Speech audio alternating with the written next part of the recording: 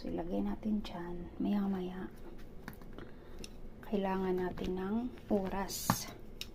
So, prepare na natin ngayon para mamaya iuna natin yung oven.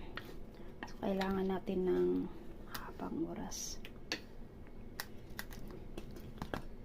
Kasi gusto nila pag kumain, mainit. Ayan.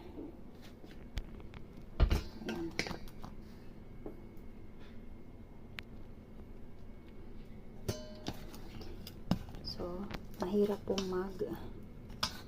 mag-vlog ng may tagahawak.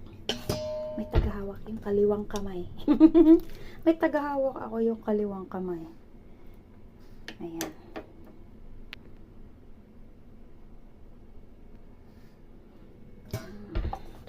Isa na lang siya.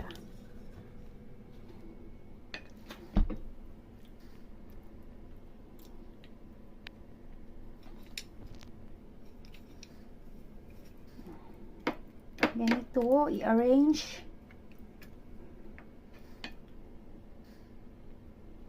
Ayan.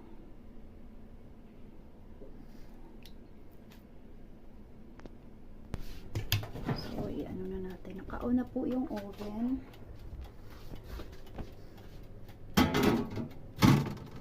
Ilagay na natin, guys, para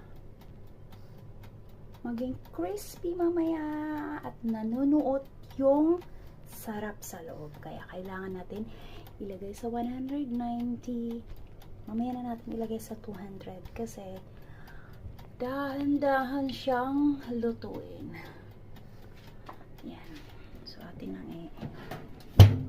So, 20 minutes lang po muna para dahan-dahan ang luto.